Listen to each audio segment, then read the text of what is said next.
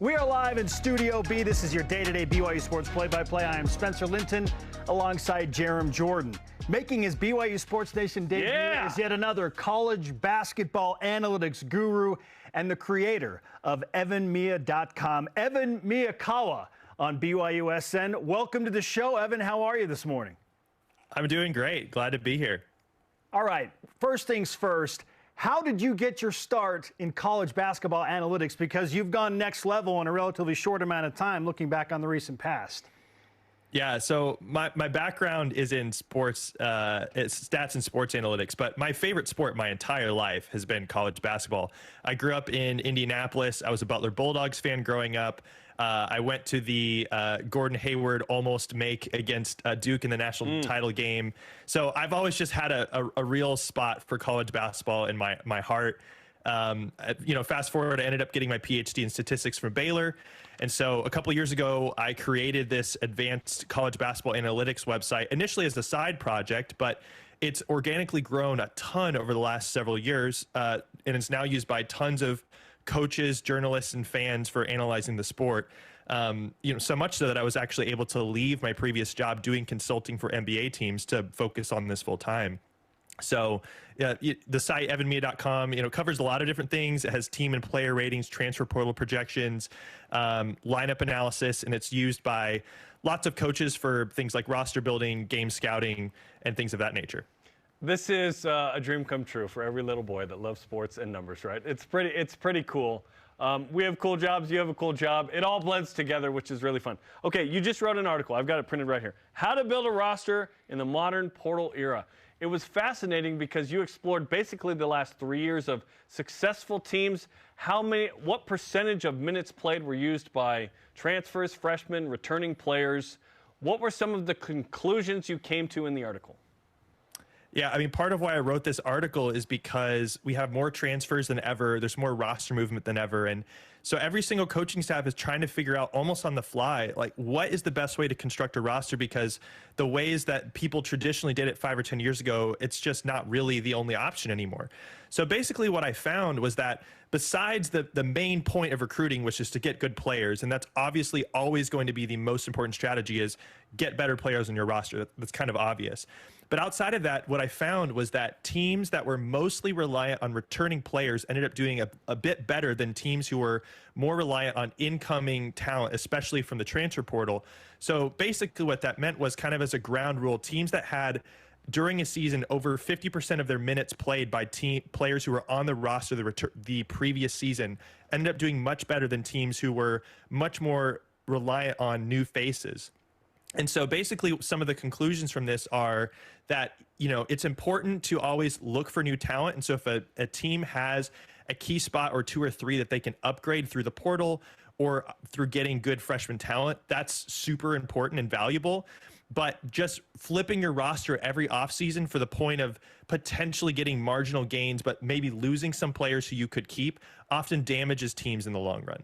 Evan Miyakawa is on BYU Sports Nation. We heard from several BYU basketball players in the previous staff how important it was to start new and get old together, which goes with what you are saying, Evan. So when you say teams that had at least 50% or more of the minutes played from returning players, that those teams did better, how much better are we talking in terms of wins and losses where it really matters? Sure. So, I mean, basically, when you look at the last 3 national champions, UConn twice and Kansas, every single one of those teams was mostly reliant on returning players. All of them were above that 50% mark in terms of the percentage of minutes played by returning players. When you look at the 1 seeds from the last 3 seasons or teams that finished in the top 10, it's like 90 to 95% of these teams were majority reliant on returning players as opposed to new talent. Now, that doesn't mean that you can't be good with new talent, but it just makes the challenge a little bit harder because roster continuity, especially with how many pieces are changing teams, really does give you an edge. And so for the teams that are able to establish a culture of having guys who will come either as freshmen or as transfers, but then stay 2, 3, 4 years if they can, which is harder than ever in the modern age because of NIL and because of the transfer portal. These teams that can establish that culture and get players to buy in for multiple seasons and then add 1 or 2 or 3 key pieces during the offseason, but not overhaul their entire roster, these are the teams that are having success year over year. And typically their floor in terms of where they're going to be during the season is really high. These teams typically don't really bottom out that much because they have such a solid foundation to build on from the previous year. We're really hoping that BYU football does this because a year ago they brought in a gajillion transfers. Unfortunately, went 5-7 in year one of the Big 12. We kind of call it the men's basketball continuity theory, which is what exactly you are talking about in the article. You also said the strength of a team's squad in the preseason will always be the strongest indicator of success during the season. With that said, BYU has 6 returners, 5 expected to play a lot.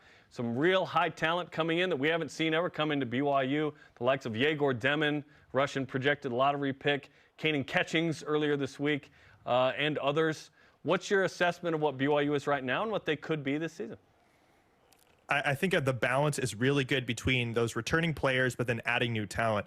And I think the thing is especially impressive about Kevin Young and what he's done in just a few short weeks at BYU basically is you look at so many other new head coaches who are taking a job and they've pretty much lost their entire roster, and that just sort of seems to be the norm. I mean, you look at Mark Pope, who left BYU. He's at Kentucky. Kentucky's the biggest brand in the sport, and he had to recruit an entire roster from scratch because every single player that was on Kentucky who could have stayed left.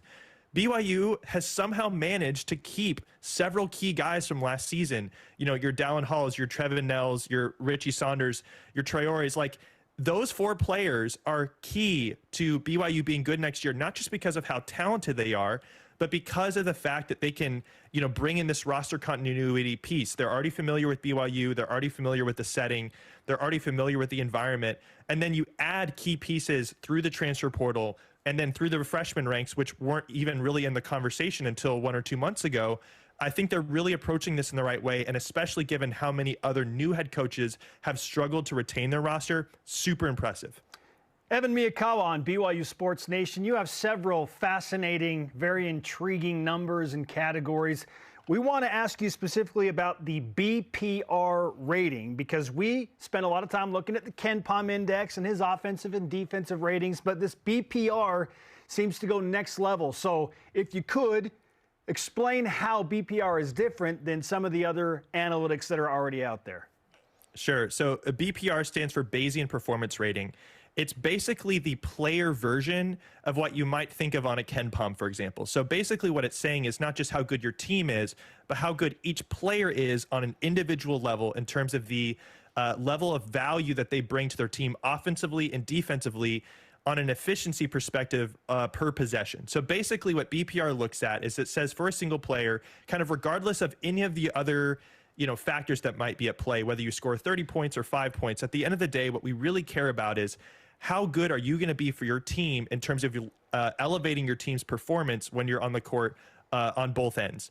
So BPR looks at several things. It looks at your individual box stats, because it can find a lot of value there, but it also looks at just when you're on the floor, how well is your team performing? How are you affecting your team's performance? And it does adjust for the strength of all of their players that are on the court for every single minute that a player plays. So for example, if a player is matched up against the other team's star player every game, they will get credit defensively for that, for example.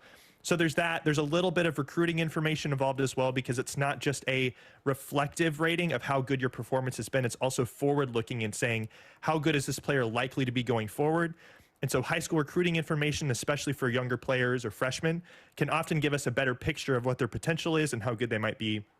And so when we come to the transfer portal, for example, this offseason, part of what I'm doing is I'm predicting what each player's BPR next season will be, kind of regardless of what team they play for, adjusting for the context, adjusting for opponent strength and all that stuff, to basically say, when I boil it down to one number, what does the data say about how good this player is going to be on a per possession basis for really any team next year? Evan, you just essentially defended your thesis as it pertains to the BPR. So we're going to award you a master's certificate honorary from BYU Sports Nation. Yeah, congratulations. You have 2 Big 12 graduate certificates now, which is pretty cool. The BPR is really fun because it's a metric I haven't seen out there. and it quantifies the success of individuals in a different way. And it was fun because last year we were looking at Richie Saunders specifically, who's out there with this headband. He's flying around. He's got all this energy.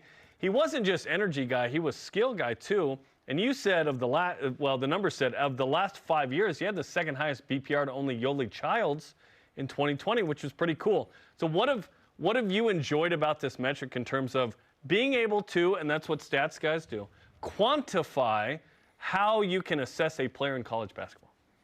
The thing I love about it is that you're going to have your star players get their due. Zach Edey was ranked #1 in the country in BPR last year. That's shouldn't be a surprise to anybody. He was the most dominant force we've seen in college basketball in a long time, and the stats showed it.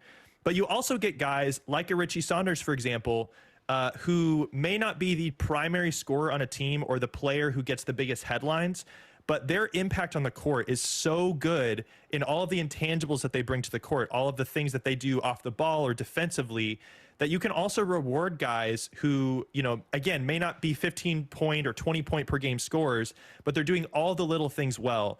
And so that shows up both in the individual stats, but also just in terms of the team performance while on the floor. So when I look at Richie Saunders, for example, last season, not only were his individual stats really efficient, he shot the ball well, he contributed in a lot of areas, but when you also looked at how well BYU played while he was on the floor, the team was, much better when he was on the court, both offensively and defensively, which showed that the effort that he put forward was really, adding a lot of value to the team that they didn't have when he was on the bench. So you're able to reward guys both for being, star players, big time scorers, but also guys who are fitting into a role that's not that, but still equally important to the team. And those guys can often be ranked really high as well. Evan, as you look at BYU, and we've already mentioned some big names, some newcomers notably, and most recently, Yegor Demon and Kanan Catchings, who joined the veterans like Dallin Hall and Richie Saunders and Fus Traore and Trevin Nell. As you look at the roster right now, how does it stack up against the Big 12, and where would it fall in your ratings compared to a conference that's just ridiculously tough and talented? I think your point about the Big 12 being talented is really the big point here, because the Big 12, I've seen a lot of different preseason top 25s might have like 4 or 5 teams in the top 10 in the country. So, where does that leave a team like BYU, who's going to have what I would argue a, tournament ready roster? They might still be like 6th or 7th in the Big 12. And that's not a slight on them. That's just how crazy good the Big 12 is. And I mean, you look at other programs in the Big 12, like a Houston and like an Iowa State, they have built this roster continuity culture that I've talked about that's so important over the last couple of years. Like a TJ Otzelberger at Iowa State, he came in and basically had a fresh roster in the first year that he was at Iowa State and way overperformed expectation. But he's been able to build on that every year. And Iowa State's in the top 10 conversation. Houston is one of these teams as well, who they keep all of their best talent. They bring in a couple key pieces. And so especially for a team like BYU, who just lost their head coach, being able to retain the players that they have, get the new talent that they have, I think their roster is looking really good, and that still may not have them in the top 5 of the Big 12, and I think that's totally okay. Evan, it's been awesome to introduce you to BYU fans and to start this conversation that we hope to keep going often as we push forward through the college basketball season. We're just wondering when you're going to do it for college football, too. I think I'm probably sticking with basketball at this point. Evan, what's your BPR? Like 100 point something. I don't know. Evan, great to have you on the show. We'll do it again soon. I appreciate it, guys. Thank you. All right.